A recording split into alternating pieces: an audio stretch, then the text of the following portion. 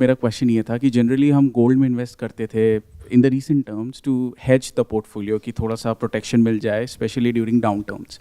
अब in the current situation, इतने war की सिचुएशन में क्या इसका इम्पैक्ट हमारे रिस्क डिस्ट्रीब्यूशन पे पड़ेगा? एज इन लोग इक्विटीज़ में इन्वेस्ट करते हैं थिंकिंग कि इकोनॉमी पे आप ट्रस्ट कर सकते हो, आप लंबा कर सकते हो, और गोल्ड का एक सर्टेन परसेंटेज एडवाइस करते थे कि आप पोर्टफोलियो को रिस्क कंट्रोल करने के लिए आपके पास रहेगा। तो इन द करंट सिचुएशन क्या हमें वो री स्ट्रेटेजाइज करने की ज़रूरत है, specially from the India stand point, कि गोल्ड का परसेंटेज बढ़ा दे, इक्विटीज़ में थोड़ा कम कर दें? सो जब हम इंडियन इकोनॉमी की बात करते हैं, आप कहते हैं कि हम इंडिया में हमने स्टॉक मार्केट में पैसा लगाया है, चाहे म्यूचुअल फंड के थ्रू, चाहे एसआईपी के थ्रू, चाहे डायरेक्टली स्टॉक्स में इन्वेस्ट किया हुआ है। क्यों? जैसे जैसे कंपनी ग्रो करेगी उसके साथ आपको भी उसमें ग्रोथ मिलेगी। और कंपनीज कैसे ग्रो करती हैं? कंपनीज मतलब कि बिजनेसेस, वो कैसे ग्रो करते हैं? As they sell more products, जैसे जैसे वो अपने प्रोडक्ट्स और सर्विसेज बेचते हैं, मतलब जैसे जैसे इकोनॉमी ग्रो करती है उसके साथ। इसको ऐसे कह सकते हैं कि जैसे जैसे लोग उनके प्रोडक्ट्स खरीदते हैं, दोनों में थोड़ा सा फर्क है। राइट। बेचेंगे तो तब ना जब कोई खरीदेगा। Correct correct. अच्छा, खरीदते कब हैं लोग? ज़्यादा कब खरीदते हैं और कम कब खरीदते हैं? इन अदर वर्ड्स, कि क्या आपकी जो सैलरीज है या जो कमाई है वो बहुत तेज़ी से ऊपर बढ़ रही है? एक्चुअली कंजम्पशन बढ़ रहा है और कंजम्पशन आ रहा है थ्रू लोन्स। एग्जैक्टली। लोन लेकर के अगर आप कंज्यूम करते चले जा रहे हैं तो उसका कोई ना कोई तो ब्रेकिंग पॉइंट आएगा ना, जब बैंक अपना पैसा वापस आपसे मांगेगा। आजकल तो ये हालत हो गई है कि लोग आईफोन भी ईएमआई पे ले रहे हैं, हॉलीडेज पे लोग लोन लेकर के जा रहे हैं। तो इससे बुरा और क्या हो सकता है? मुझे समझाओ। मतलब कोई अगर अपने घर के लिए लोन ले रहा है तो चलो समझ आता है, नीड के लिए ले रहा है। कोई शो ऑफ के लिए लोन लेना पड़ रहा है किसी को, तो इसका मतलब आप आइडिया लगा सकते हो कि ये जो ओवरऑल जो डेट है उसकी सिचुएशन कितनी खराब है, कि लोग किस तरीके से पैसा घुमा रहे हैं। और वो लोग कौन है? वो आप ही लोग हो। तो आप लोगों को बड़े अच्छे से पता है कि कहां से पैसा लिया, कहां दिया। मतलब सारा खेल डेट पे चल रहा है। लेकिन क्या ये हमेशा ऐसे ही चल सकता है? कभी तो कोई पॉइंट आएगा ना जब जा करके आपको लोन चुकाना होगा। और जब आप लोन लेते हो तो उस पर इंटरेस्ट लगता है, और वो जो इंटरेस्ट है वो बहुत ज्यादा होता है। और जब उस पर कंपाउंडिंग होती है तो पैसा जो आज आपने ये सोच करके लिया कि मैंने 50,000 का लोन लिया है, वो कब 1 लाख हो जाता है पता ही नहीं लगता। और क्या आपकी कमाई उस हिसाब से बढ़ रही है? नहीं। कमाई तो है ही नहीं। और क्या नौकरियां बहुत ज्यादा क्रिएट हो रही है दुनिया में? नहीं। ये ग्राउंड रियलिटी है। बट होता क्या है कि हम देख करके भी नहीं देख पाते, क्योंकि हमारा ब्रेन वॉश हुआ पड़ा है। पिछले कुछ सालों में जैसा हमने देखा, हमें लगता है दुनिया वैसी ही चलने वाली है। क्यों? क्योंकि हमारी सबकी आदत क्या है?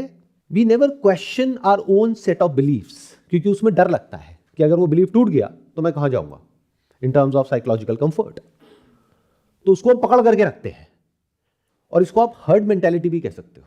जैसे भेड़ बकरियां होती है ना, कि अगर सब एक डायरेक्शन में भाग रहे हैं तो अगर वो गलत भी होगा, जैसे समुद्र में सारी मछलियां एक जाल की तरफ भाग रही हैं, तो अगर वो मरने वाली है तब भी मछलियां उनके साथ ही चलेंगी, अलग नहीं जाने वाली कोई भी मछली, क्योंकि अलग जाने में ऐसा लगता है पता नहीं क्या हो जाएगा।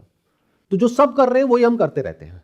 वी नेवर क्वेश्चन कि एक्चुअल में दुनिया में क्या हो रहा है। So this is called herd mentality, कि जो चारों तरफ हो रहा है, जो बातें हो रही है, सो कॉल्ड उसमें कुछ एक्सपर्ट्स होते हैं जो आपको कुछ आकर के बताते हैं। वो एक्सपर्ट्स कौन है? जिनकी लिमिटेड नॉलेज है ऑफ देयर ओन डोमेन, बस उनको उसके अलावा कुछ नहीं पता है। Is it not true? जैसे जो आकर के आपको शेयर मार्केट के बारे में, फाइनेंस के बारे में बता रहे हैं, क्या वो एक एंटरप्रेन्योर है? एंटरप्रेन्योर एक अलग इंसान है जिसको अपने बिजनेस के बारे में पता है, और वो जो फाइनेंशियल एक्सपर्ट है सो कॉल्ड, उसको सिर्फ उतना ही पता है जितना उसने पढ़ा है या जितना उसने सुना है। तो सारी नॉलेज एक के बाद एक आगे पास होती चली जा रही है, बेस्ड अपॉन जो भी पिछले 10-20 साल, 30 साल, 50 साल में, 100 साल में उन्होंने होते हुए देखा है पूरी दुनिया में। वही किताबें, वही लोग, उन्हीं को लोग फॉलो कर रहे हैं, वही आइडल, उसी पैटर्न पे सब घूम रहे हैं। क्या हो अगर मैं कहूं कि अभी दुनिया में कुछ इतना बड़ा हो रहा है जो अभी आप लोग सपने में भी नहीं सोच सकते।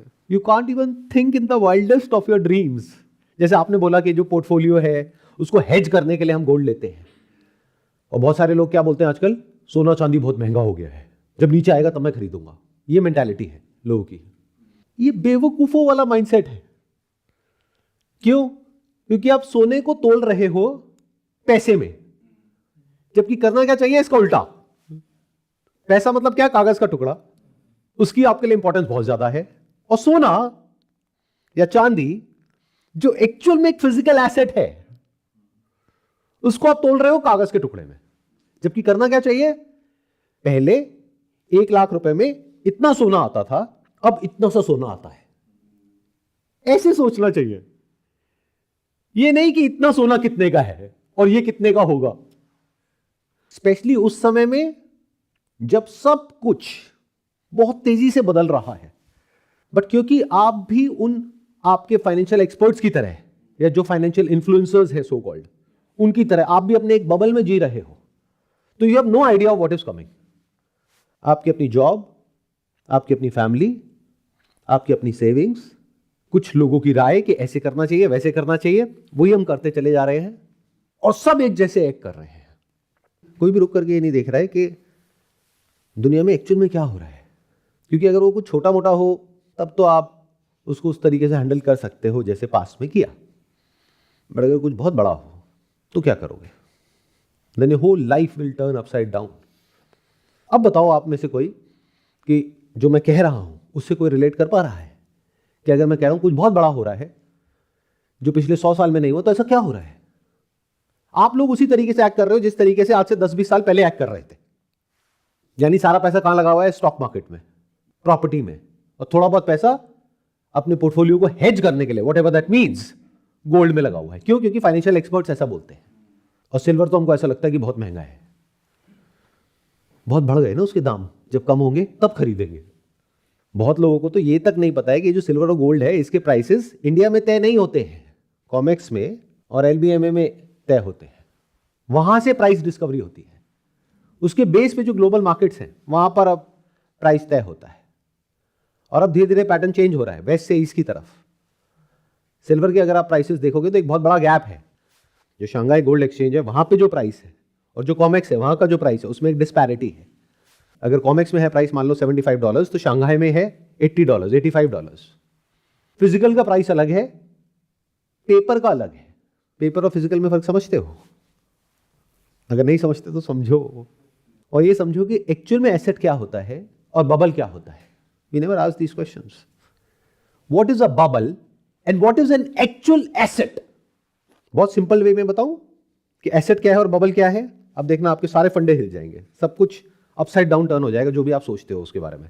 जहां भी डिमांड बहुत ज्यादा हो और सप्लाई बहुत कम हो उसको बोलते हैं एक एसेट। और जहां सप्लाई अनलिमिटेड हो और डिमांड हो ही ना, या डिमांड आर्टिफिशियल हो, वो क्या है? बबल।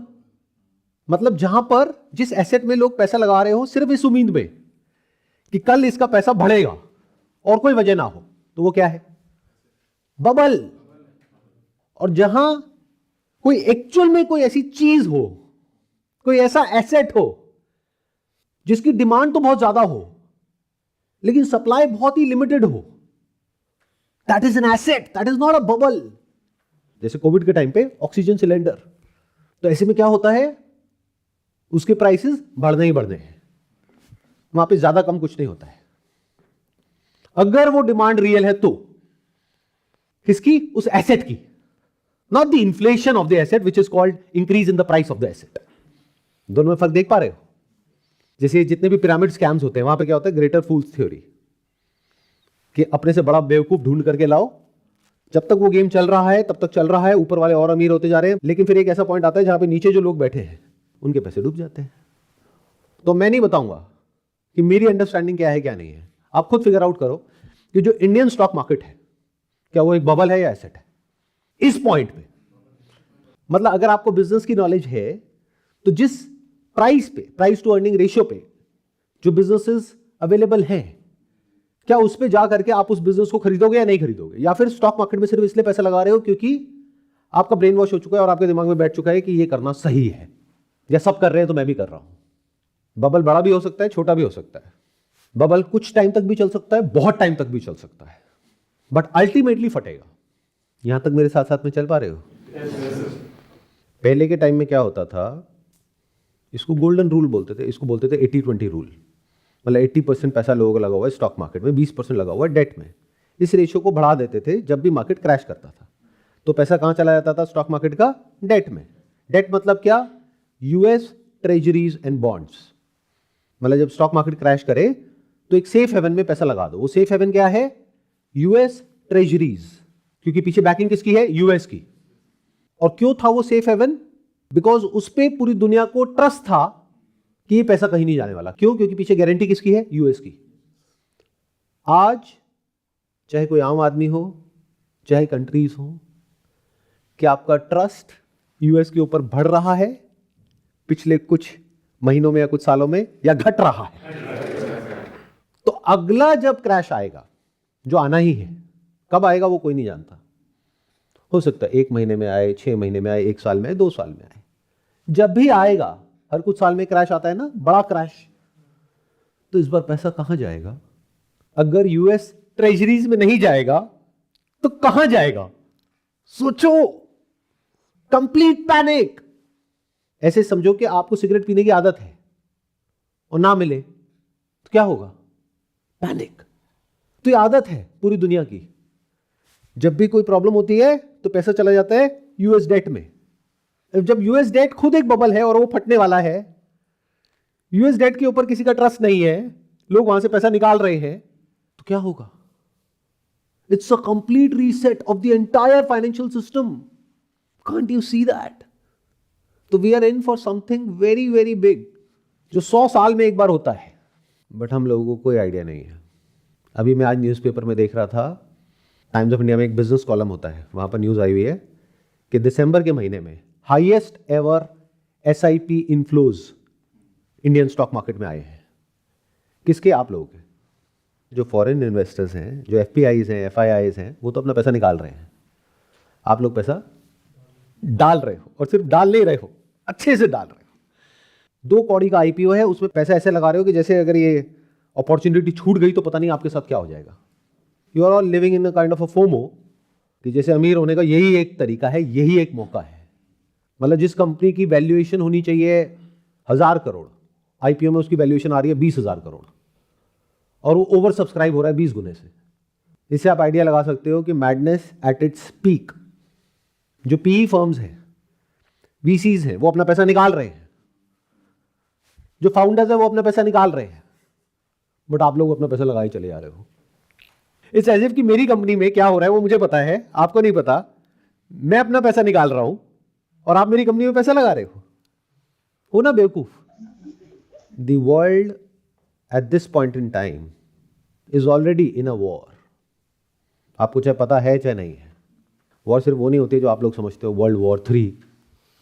वॉर मतलब हर इंसान अपने बारे में सोच रहा है, हर एक को अपनी पड़ी है। और वॉर के बहुत सारे रूप होते हैं, बहुत तरीके की वॉर होती है। सिविल वॉर होती है, बॉर्डर पे वॉर होती है, रिसोर्सेज की वॉर होती है, फाइनेंशियल वॉर होती है। और ये जो वॉर ऑलरेडी चल रही है पूरी दुनिया में, इसके पीछे की क्या वजह है उसको भी आप समझ सकते हो अगर समझना चाहो तो। जैसे कि आपने बताया कि डिमांड अगर ज़्यादा होती है तो वो असेट है, और अगर डिमांड कम है तो वो बबल हो जाता है। तो जैसे रियल इस्टेट का, जैसे गोल्ड तो सिल्वर वो तो डिमांड में है ही, बट रियल इस्टेट जैसे हमने देखा है बड़े शहरों में इतना प्रॉपर्टी का रेट हाई चल रहा है, तो इसको हम बबल मानेंगे? आप खुद जवाब दो, मैं क्यों बोलूं।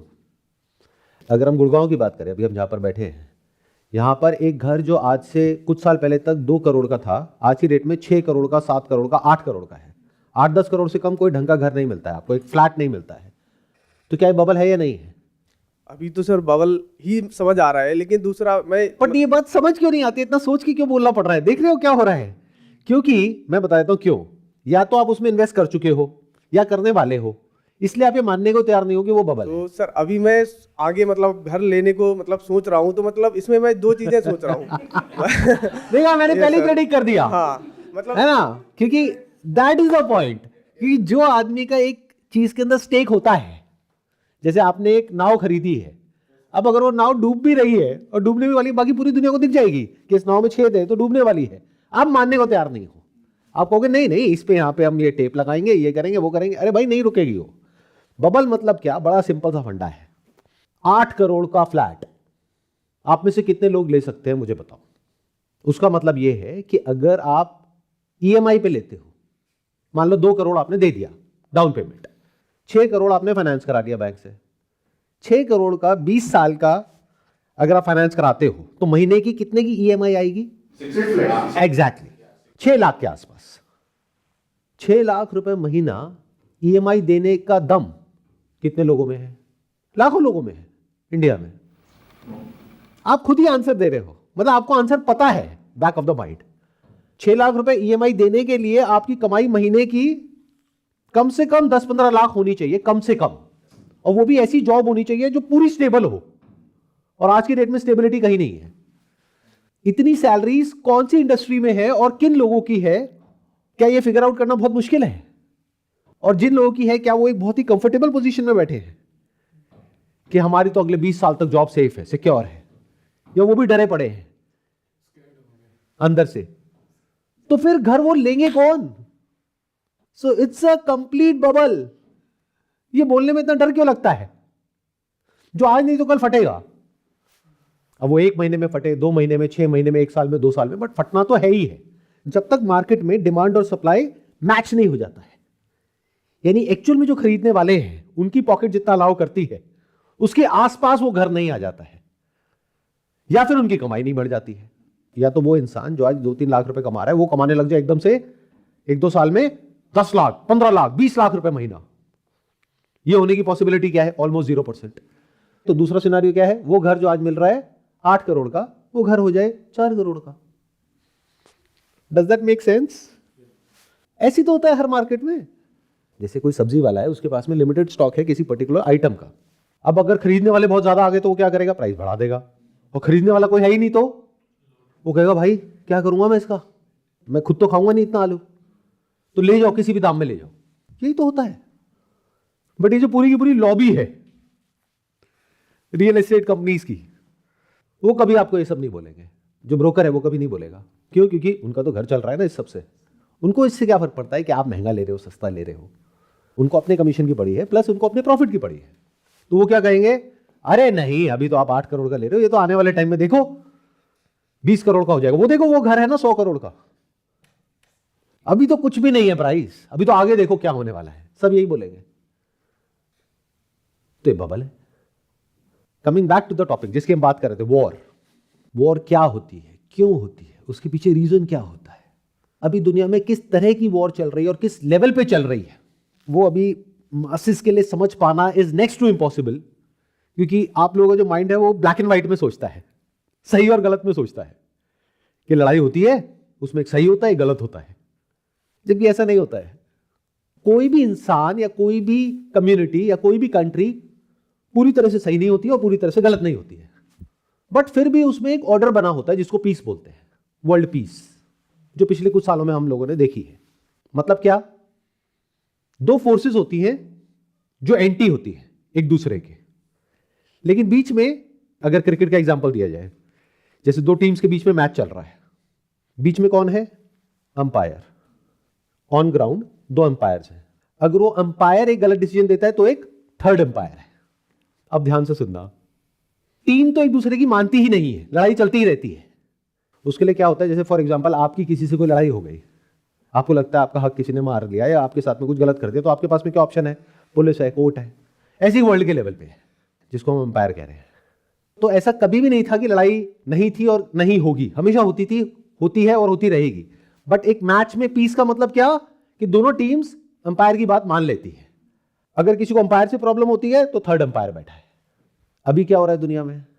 दोनों टीम्स आपस में लड़ रही हैं जैसे पहले लड़ रही थी, लेकिन ग्राउंड पे 2 अंपायर्स हैं, वो भी आपस में लड़ रहे हैं और थर्ड अंपायर है ही नहीं। सब कहते हैं हम मानते ही नहीं किसी थर्ड अंपायर को। Complete chaos, complete panic. तो कोई भी कुछ भी कर रहा है। इमेजिन करो वो सिनेरियो कैसा होगा जहां पर कोई रूल्स नहीं है। रूल बुक को उठा करके सबने फेंक दिया है, कहते हैं हम नहीं मानते किसी भी रूल बुक को, हम नहीं मानते अंपायर को। तो एक ने बॉल फेंकी, पीछे जाकर के विकेट कीपर को दी, उसने पीछे से बॉल मारी, आउट, नो बॉल। वो क्या होती है? There is no ball, everything is a yes ball. सब यस बॉल है, नो बॉल कुछ नहीं है। तो सामने वाले को गुस्सा आ रहा है टीम को, वो कह रहे हैं ये क्या बदतमीजी है। वो कह रहे हैं हम एक स्टेप और आगे जाएंगे। तो उधर जो बैट्समैन खड़ा है उसने जाकर के उससे बॉल छीनी और उठा करके हाथ से फेंकी, छक्का। ये हो रहा है, आप लोग हंस रहे हो। क्योंकि you are not aware of what is going on in the world. किसी के ऊपर कोई नहीं है, कोई किसी की नहीं सुन रहा है इस दुनिया में। तो इसका मतलब क्या है, अब जो पुराने रूल्स थे, जो भी थे, वो सब खत्म। अब नए रूल्स बनेंगे, नया खेल, नए रूल्स, बट वो बनने में टाइम लगेगा। कितना टाइम? जब तक वो लड़ाई पूरी तरीके से नहीं हो जाती, आइदर अ सिविल वॉर और a proper war at a global level. फिर एक रीसेट होगा। उस रीसेट में कितना टाइम लगेगा? 5 से 10 साल। वो जो टाइम पीरियड है वो बहुत ही प्रॉब्लमैटिक होता है और खराब होता है बहुत सारे लोगों के लिए जो तैयार नहीं होते हैं। जो तैयार होते हैं उनके लिए इस प्रॉब्लम में एक बहुत बड़ी अपॉर्चुनिटी छुपी होती है। तो you have to ask yourself, क्या आप तैयार हो इस वॉर के लिए, या फिर इसके बारे में आपको कुछ पता ही नहीं है? You have no idea of what is coming.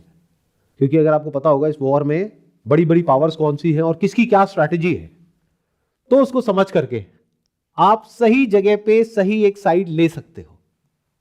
नहीं आ रहा ना कुछ भी समझ में, सब कुछ ऊपर से जा रहा है। हम लोग की प्रॉब्लम यही है कि जैसे ही कोई भी ऐसी बात होती है जो हमारे समझ में फिट नहीं होती है, छोटी सी जो समझ है, अंडरस्टैंडिंग है, जिसको बोलते हैं knowledge and information put together by someone else, जिसने फीड कर दिया हमारे ब्रेन के अंदर एक रोबोट की तरह, उसके बाहर जैसे ही कुछ भी आता है तो हम डर जाते हैं। We start feeling unsafe. तो वॉर मतलब डिस्ट्रक्शन, और डिस्ट्रक्शन में कुछ भी सेफ नहीं होता है। ये बात जो टॉप पे लोग बैठे होते हैं उनको पता होती है, गवर्नमेंट्स को पता होती है, आम जो पब्लिक है उसको एंड में पता लगती है। तब हाहाकार मचता है, ये क्या हो गया। तो जागो ग्राहक जागो, बोलते हैं ना, जागो। ये जो फालतू के लोग हैं इंटरनेट पे, उनकी बातें सुनना कम करो, बंद करो। जो आज बोलते हैं ये खरीदो, कल बोल देते हैं बेचो। मेरी video I silver is the new gold, उसके बाद में लाइन से बहुत सारे लोगों की वीडियोस आ गई, सिल्वर खरीदो। उसके बाद में जैसे ही थोड़ा सा नीचे गया, बेच दो बेच दो बेच दो।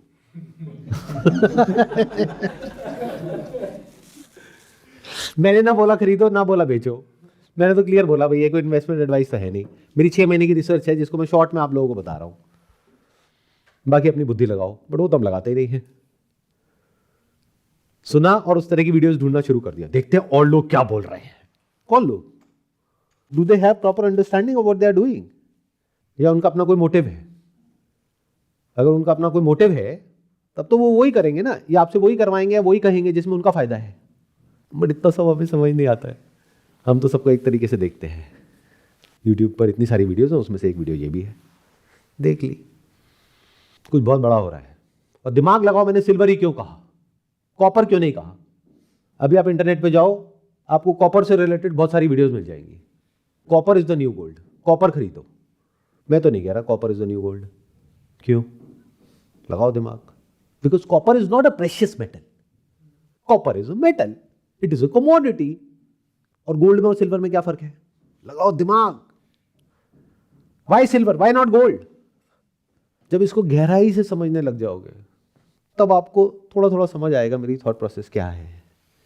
कि इस पूरी वॉर में ये जो सारी बातें मैं कर रहा हूं ना, जो सुनने में आपको अलग अलग लग रही होंगी, ये सब सिंथेसाइज होगी। इसी को क्रिटिकल थिंकिंग बोलते हैं। आप लोग हर एक चीज को तोड़ तोड़ करके देखते हो, बट होलिस्टिकली कैसे देखते हैं, कैसे समझते हैं, डॉट्स को कैसे कनेक्ट करते हैं, दैट इज इंटेलिजेंस। जब इन सारे डॉट्स को कनेक्ट करोगे तब आपको समझ आएगा ये जो इतनी बड़ी वॉर है, इस वॉर में गोल्ड का क्या रोल है, सिल्वर का क्या रोल है। सर, इस समय वर्ल्ड में ना ईवीज जो है, गाड़ियाँ जितनी हैं डिमांड में बढ़ रही हैं, और जितनी लिथियम बनती है, लिथियम के अंदर में सिल्वर मेटल्स यूज़ होता है। तो मुझे लग रहा है सिल्वर का डिमांड बढ़ रहा है, इसलिए हम लोग सिल्वर को गोल्ड ज़्यादा प्रेफरेंस देना चाहिए। गोल्ड को हम किसी भी मेटल में यूज़ नहीं कर सकते। This is just one part of this big equation जिसकी मैं बात कर रहा हूं। ये जो आपने कहा बिल्कुल सही है, बट एक बहुत छोटा सा पॉइंट है। इसके अलावा और ऐसे 1000 रीजंस हैं जिसको अगर आप डीपली समझने बैठ जाओगे तो आपके पैरों के नीचे से ज़मीन निकल जाएगी। यानी जो मैंने अभी तक कहा, अगर उसको मैं सम अप करूं और उसको सबको जोड़ूं, जो अलग अलग सुनने में लग रहा होगा लेकिन सब कनेक्टेड है आपस में, तो देखो कैसे जुड़ता है ये सब। मैंने बात क्या करी बबल की और एसेट की। तो बबल क्या है? जिसकी भी डिमांड आर्टिफिशियल है, या उसकी डिमांड सिर्फ इसलिए है क्योंकि उसका प्राइस बढ़ रहा है और बढ़ने वाला है। इसको बोलते हैं ग्रेटर फूल्स थ्योरी। यानी कि अब कुछ बेवकूफ लोग हैं जिन्होंने उसमें पैसा लगाया, अब और बेवकूफ लोग आए उनसे भी बड़े जिन्होंने और पैसा लगाया, और बड़े बेवकूफ लोग आए उन्होंने और पैसा लगाया, इस उम्मीद में कि इसका दाम और बढ़ने वाला है। ये बबल है, और जितना ही बड़ा होता चला जाएगा उतने ही बुरे तरीके से वो फटेगा। तो दुनिया में इस वक्त एक या दो बबल्स नहीं है जो फटने वाले हैं, जो फटने के लिए तैयार बैठे हैं। बहुत सारे बबल्स हैं और सब एक साथ फटेंगे, क्योंकि सब इंटरकनेक्टेड है और इंटरलिंक्ड है। ध्यान से सुनो, ध्यान से समझो। सन 2000 में कौन सा बबल फटा था? .com, मतलब इंटरनेट का। जैसे आज एआई का बबल है। अब आप कहोगे सर एआई बबल कैसे हुआ? एआई तो फ्यूचर है। तो इंटरनेट भी तो फ्यूचर था। मैंने कब कहा एआई फ्यूचर नहीं है? बट फिर भी इंटरनेट बबल था 2000 में। क्यों? उस टाइम पे जो इंटरनेट कंपनीज की जो वैल्यूएशंस थी वो बहुत ज्यादा थी और उनकी रेवेन्यूज बहुत कम थी, उनके प्रॉफिट्स बहुत कम थे। आज वो बबल नहीं है, तो एआई आने वाले 10-20 साल बाद बबल नहीं होगा। और एआई एज टेक्नोलॉजी बबल नहीं है, AI is the future. But AI companies की जो वैल्यूएशंस है वो आज की डेट में बबल है। एआई कंपनीज की जो वैल्यूएशंस है वो आज की डेट में बहुत ज्यादा है। जितनी उससे रेवेन्यू जनरेशन की पॉसिबिलिटीज है उससे बहुत ज्यादा है, उसकी हाइप बहुत ज्यादा है आज की डेट में। मतलब उससे कुछ बहुत बड़ा होने वाला है, इसमें कोई दो राय वाली बात नहीं है, लेकिन वो बड़ा होने में 5-10 साल लगेंगे। तो उसको आज ही फैक्टर इन कर लिया है और उसमें लोग और पैसा लगाते चले जा रहे हैं, सेम उसी तरीके से जैसे .com के वक्त लगाया था। तो एक ये बबल एआई का फटने के लिए तैयार बैठा है, और ये छोटा बबल नहीं है, बहुत बड़ा है। इन कंपनीज की वैल्यूएशन कोई छोटी नहीं है। इंडिया में जितनी भी स्टॉक मार्केट में कंपनीज हैं उनकी सबकी मिला करके जितनी वैल्यूएशन है उससे ज्यादा अकेले एनवीडिया की है वैल्यूएशन। तो समझ जाओ ये बबल कितना बड़ा है, और ऐसी कितनी सारी कंपनीज हैं। तो जैसे ये पिक्चर क्लियर हुई, ये जो आपस में एक दूसरे के अंदर पैसा लगा रही है कंपनीज, और ऐसा दिखाने की कोशिश कर रही है कि देखो उसके पास में वहां से ऑर्डर आ गया, उसके पास में वहां से ऑर्डर आ गया, उसके पास में वहां से, मतलब ये आपस में ही एक दूसरे की रेवेन्यूज को इन्फ्लेट कर रही है। जैसे एक्चुअल कंज्यूमर तक वो चीज पहुंचेगी, जो अडॉप्शन ऑफ एआई टेक्नोलॉजी है इन बिजनेसेस, वो बिजनेसेस जिनके पास में आज ऑलरेडी पैसा नहीं है और ये टेक्नोलॉजी उस लेवल की नहीं है कि इसको इमीडिएटली इंप्लीमेंट किया जा सके हर यूज केस में, तो ये बबल फटेगा। किस तरीके से? जैसे .com का बबल फटा। पर जब वो बबल फटा था तो सारा पैसा कहां चला गया? एक हार्ड एसेट में। वो क्या था? US bonds, US treasuries. But ये जो यूएस बॉन्ड्स है और यूएस ट्रेजरीज है, ये एआई से भी बड़ा बबल है। कितना डेट है यूएस के ऊपर? $38 ट्रिलियन, जो अभी कुछ टाइम पहले तक 36 था, अभी कुछ दिनों में 40 हो जाएगा, फिर 50 भी हो जाएगा। 2008 में क्या हुआ था? GFC, global financial crisis. उस वक्त क्या हुआ था? हाउसिंग बबल फटा था। अभी यूएस के अंदर जो कॉमर्शियल रियल एस्टेट है उसमें बहुत ज्यादा पैसा दे दिया गया है, बहुत कम इंटरेस्ट रेट पे, और अब इंटरेस्ट रेट ज्यादा है, तो वो अनवायबल हो गया उसकी पेमेंट करना। तो वो भी बबल फटने के लिए तैयार बैठा है, वो भी बहुत बड़ा है। तो जब एक तरफ से एक बबल फटा जिसको स्टॉक मार्केट बोलते हैं, दूसरी तरफ से बबल फटा जो हाउसिंग है, सोचो इस बार कितना इंटरेस्टिंग कुछ होने वाला है। सन 2000 में जो हुआ उसको और 2008 में जो हुआ उन दोनों को मिला दो, साथ में जो उस टाइम पे उसका जो सपोर्ट सिस्टम था, जो फाउंडेशन थी, या हमेशा से जो फाउंडेशन रही, यानी कि America as a country, as a nation, और उसका डेट, वो बबल है जो इन दोनों बबल्स को सपोर्ट कर रहा है। तो इधर ये दोनों फटे, नीचे वो वाला बबल फटा, तो there is no ground, it's like a bottomless pit, free fall. एक टाइम पे क्या होता था, यूएस की जो फिएट करेंसी है, फिएट करेंसी मतलब क्या? जिसकी कोई गोल्ड की बैकिंग नहीं है, यानी जितना मर्जी नोट छापो और आगे दुनिया में अपने जो कागज के टुकड़े हैं वो दो और उनसे उनके प्रोडक्ट्स और सर्विसेज ले लो। तो जैसे यूएस ने डॉलर दिया चाइना को, तो चाइना से प्रोडक्ट्स और सर्विसेज बनवा करके या तो ले लिए या उन्हीं के प्रोडक्ट्स और सर्विसेज ले लिए। तो चाइना के पास में क्या आ गया? डॉलर आ गया, एक्सेस में आ गया। तो अब चाइना क्या करेगा उस डॉलर का? चाइना ने यूएस की ट्रेजरीज, बॉन्ड्स खरीद लिए। इस वजह से पूरी साइकिल घूम रही थी। अब जो सारी कंट्रीज हैं वो यूएस की ट्रेजरीज बेच रही है और गोल्ड खरीद रही है। तो यूएस की ट्रेजरीज खरीदेगा कौन? जब कोई कंट्री नहीं खरीदेगी कंपनीज नहीं खरीदेंगे, इंस्टीट्यूशंस नहीं खरीदेंगे, आप लोग नहीं खरीदोगे, पब्लिक नहीं खरीदेगी, तो खरीदेगा कौन? खुद जो उनका फेड है उसको खरीदना पड़ेगा। इसको इन्फ्लेशन बोलते हैं। और जब ये बहुत ज्यादा हो जाए तो हाइपर इन्फ्लेशन बोलते हैं। मतलब यूएस डॉलर की वैल्यू टूट जाएगी बहुत तेजी से। और इस पूरी इक्वेशन में जहां पे एक तरफ यूएस है, एक तरफ चाइना है। यूएस कौन है? जो ग्लोबल वर्ल्ड लीडर था, या अगर बात करी जाए तो थर्ड अंपायर था या अंपायर था। अब वो क्या है? वो खुद एक प्लेयर है। और जैसे क्रिकेट में होता है ना, दो टीम्स होती है, यहां पे कोई टीम नहीं है। हर प्लेयर अपने लिए खेल रहा है, अपने अलग ही उसका स्कोरबोर्ड चल रहा है। इमेजिन करो 11 प्लेयर ईस्ट में, 11 प्लेयर वेस्ट में, सब अपने अपने लिए खेल रहे हैं। मतलब वो अपने भी आपस में सगे नहीं है। इतना इंटरेस्टिंग कुछ हो रहा है, बट आप लोगों को कुछ पता ही नहीं है। सोचो क्रिकेट ग्राउंड पे कितना इंटरेस्टिंग मैच चल रहा होगा। मतलब कहने के लिए एक टीम है, वेस्टर्न टीम, लेकिन वो आपस में एक दूसरे से लड़ रहे हैं। वो बॉलिंग करने जा रहा है, वो पीछे से उसी का टीम का बंदा आ रहा है, उसका हाथ पकड़ रहा है, कह रहा बॉल मुझे दे, मैं करूंगा, ये बॉल मेरी है। बॉल के लिए लड़ाई चल रही है। कमाल है। जो बैटिंग टीम के दो प्लेयर थे वो आपस में एक दूसरे का सर फाड़ रहे हैं, कह रहे तू मरेगा तो मैं बैटिंग करूंगा, मेरे को छक्का मारना है, मेरे को रन बनाना है। इतना इंटरेस्टिंग कुछ हो रहा है। अब हर एक डॉट को कनेक्ट कर पा रहे हो? तो पहले की दुनिया में क्या था? इसको कह सकते हो पुरानी दुनिया। और अब एक नई दुनिया है जो बनेगी आने वाले 5-10 साल बाद। वो कैसी होगी वो किसी को नहीं पता। But there is a strong possibility in that world there will not be one clear cut power, it's going to be a multipolar world. यानी कि यूएस भी रहेगा, चाइना भी रहेगा, दोनों न्यूक्लियर पावर्स हैं। ऐसा नहीं है एक खत्म हो जाएगा, दोनों रहेंगे। पुरानी दुनिया में क्या था? एक हेड ऑफ द फैमिली। अब नहीं, अब दो है। और जब तक इस रियलिटी को यूएस एक्सेप्ट नहीं कर लेता, क्या उसकी नहीं चलेगी? क्योंकि सामने एक बहुत बड़ी पावर बैठी है जिसको चाइना कहते हैं, रशिया कहते हैं। जब तक वो इस बात को एक्सेप्ट नहीं कर लेता, तब तक क्या होगा? लड़ाई होगी। जब एक्सेप्ट कर लिया तो पीस होगी। अभी जो लड़ाई होगी उसमें यूएस की क्या स्ट्रैटेजी है और चाइना की क्या स्ट्रैटेजी है, अगर वो आपको समझ आ गया तो आपको समझ आ जाएगा एसेट क्या है, लायबिलिटी क्या है, एसेट क्या है, बबल क्या है। जो लड़ाई हो रही है पूरी दुनिया में, एक दूसरे के ऊपर मिसाइल्स फायर कर रहे हैं, उसके लिए क्या चाहिए? इलेक्ट्रॉनिक्स के लिए क्या चाहिए? रोबोटिक्स के लिए क्या चाहिए? इलेक्ट्रिक व्हीकल्स के लिए क्या चाहिए? सिल्वर। तो सिल्वर वैसा नहीं है जैसा पहले था, यानी जो आप लोगों के दिमाग में बैठा हुआ है, और आप उसको पास्ट के कंपैरिजन में आज देखते हो। Silver is in a new reality.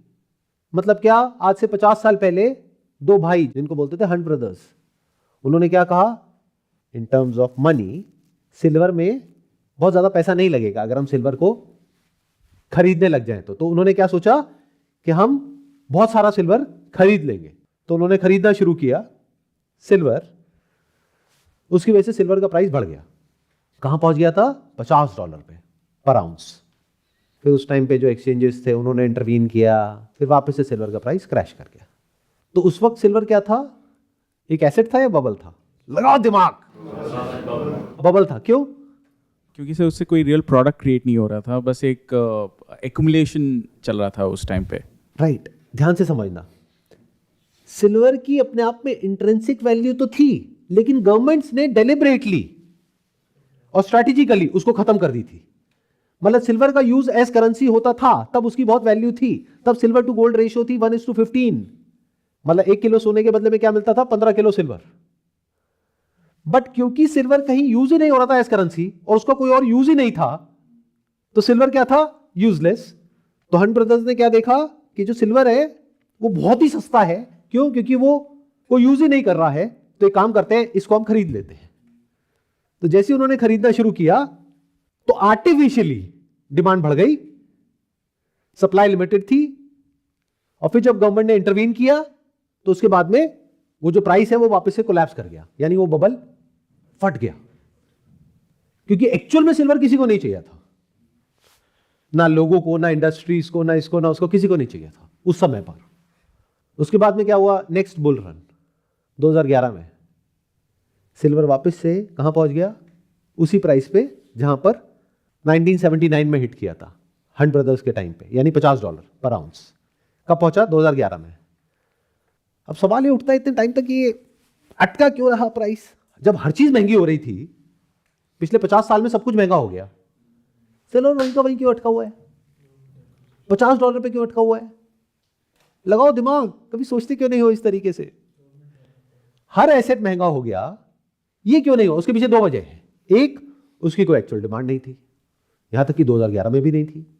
तो 2008 में जब हाउसिंग बबल फटा, यानी कि जीएफसी, उसके बाद में गोल्ड और सिल्वर के अंदर बहुत तेजी से एक बुल रन आया।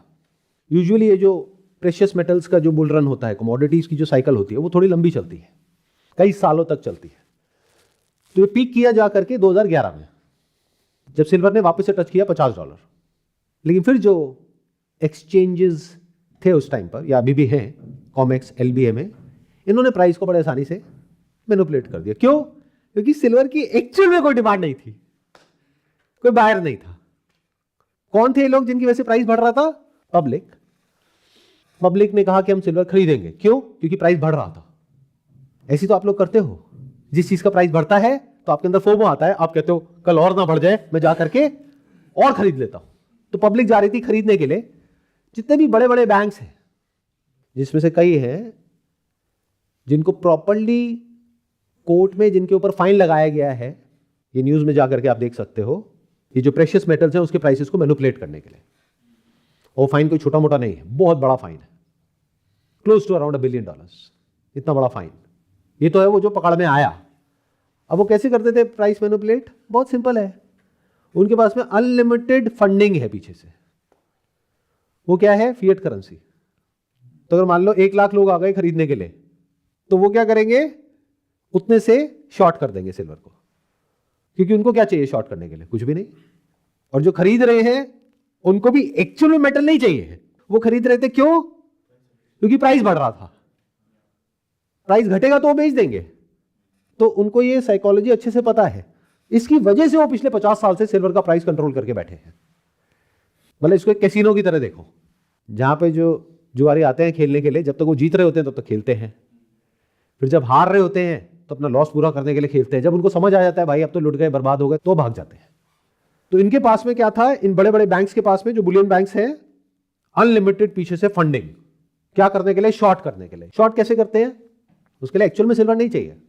जितना एक्चुअल में उनके वॉल्ट में सिल्वर पड़ा है, उसका 100 गुना, 200 गुना, 300 गुना तक पेपर कॉन्ट्रैक्ट्स में आप शॉर्ट कर सकते हो। लेवरेज मिल गई उनको। दूसरी तरफ से जो बायर है, जो पब्लिक है आपकी जैसी, उनके पास में कोई लेवरेज नहीं है, उनके पास में लिमिटेड पैसा है। तो अगर आप लॉन्ग हो, ये समझ आ रहा है ना ये लैंग्वेज? लॉन्ग मतलब कि आप कह रहे हो कि इसका प्राइस बढ़ने वाला है, तो आपने पहले ही लेवरेज ले लिया। तो अगर प्राइस थोड़ा सा भी नीचे गया तो आप तो सड़क पे आ जाओगे। बैंक्स को कोई फर्क पड़ेगा नहीं। तो बैंक्स क्या करते थे? वेट करते थे, जाने दो और ऊपर जाने दो, और ऊपर जाने दो, और ऊपर जाने दो।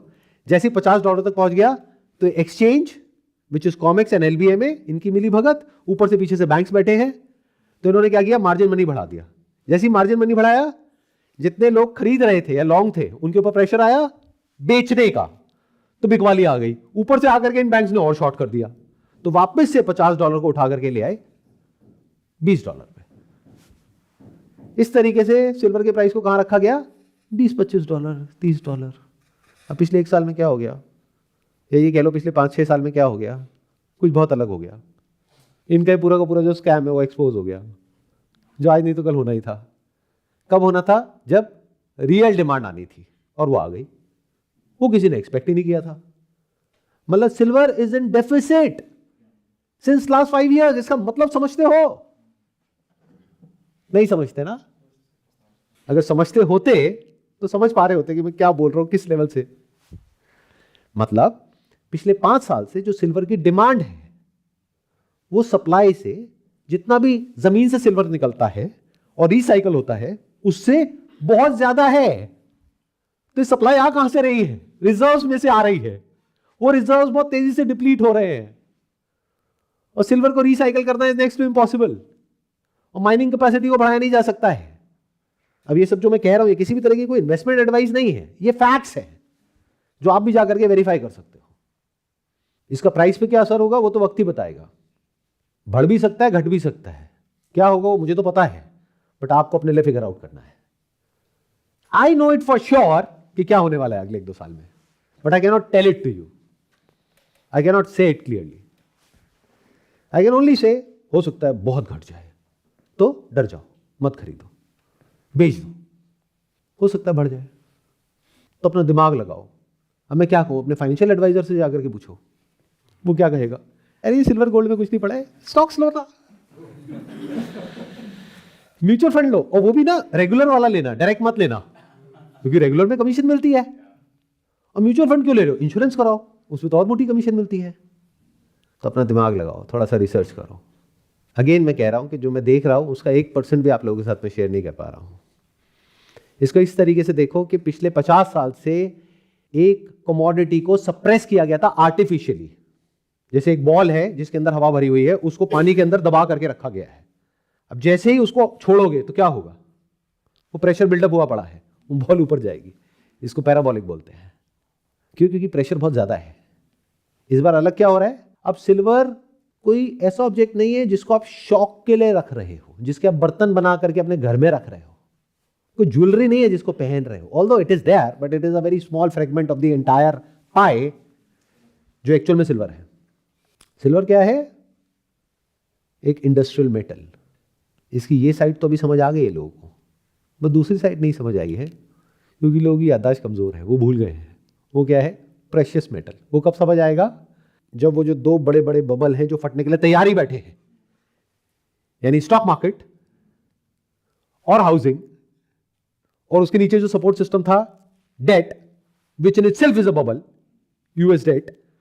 जब ये सब कुछ फट गया तो लोग किसकी तरफ जाएंगे, सोचो, रियल एस्टेट भी फट गया, स्टॉक मार्केट भी फट गया, तो बचा क्या, एक्चुअल एसेट जिसको वो पकड़ सके, अपने पास रख सके। वो क्या है, गोल्ड। और गोल्ड के साथ में क्या आता है जब भी हम गोल्ड बोलते हैं पूरी दुनिया में, सिल्वर। कॉपर तो नहीं आता ना।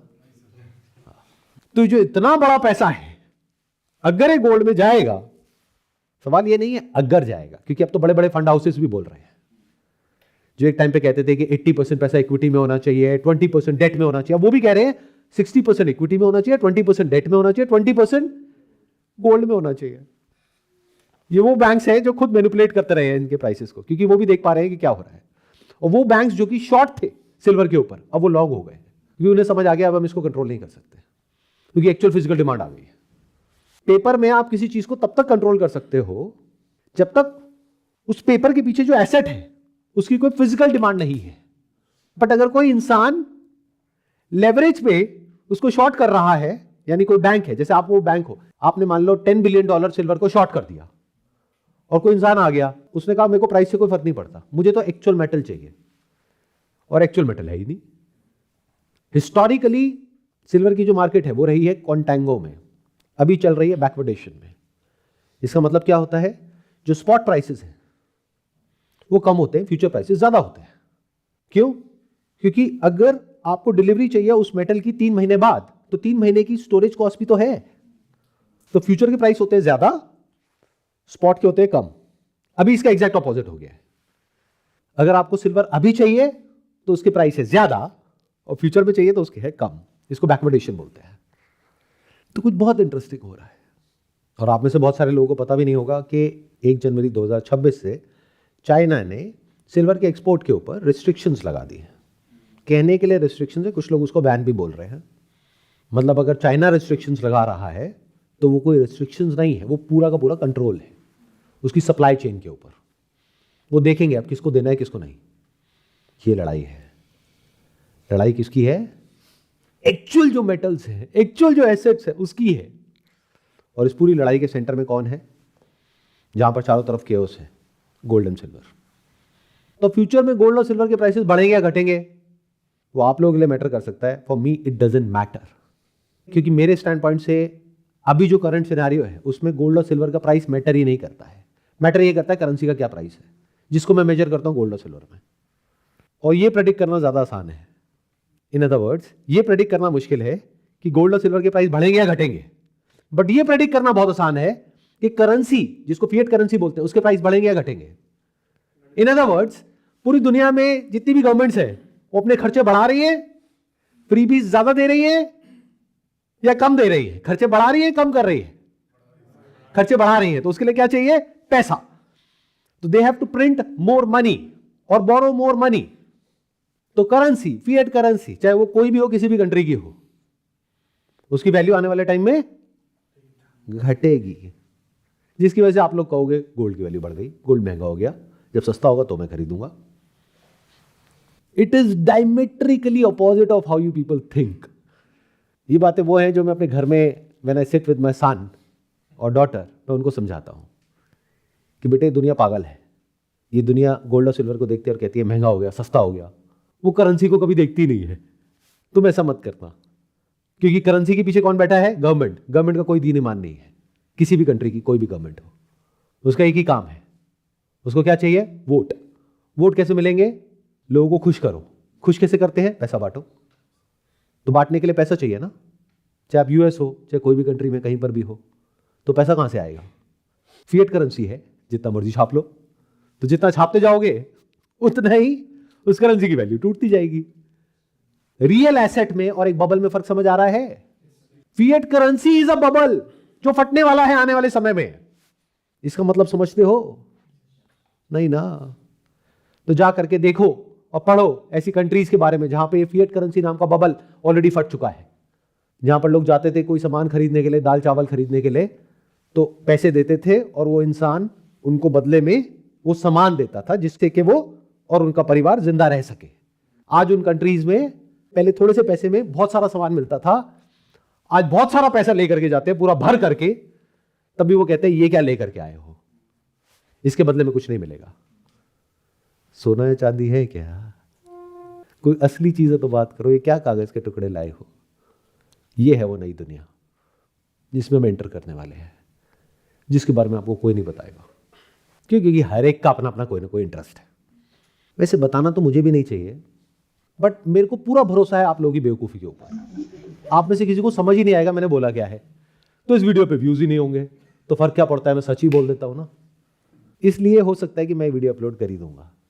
पास में ऐसे कई सेशंस हुए, मैंने डिलीट ही करवा दिए, मैंने कहा मैं नहीं कर रहा अपलोड, क्यों करना है।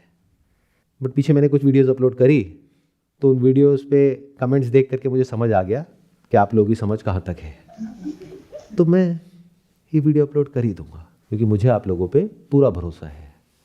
जैसे फिएट करेंसी के ऊपर मुझे पूरा भरोसा है, फिएट करेंसी नीचे ही जाएगी, ऐसे ही आप लोगों पे मुझे पूरा विश्वास है।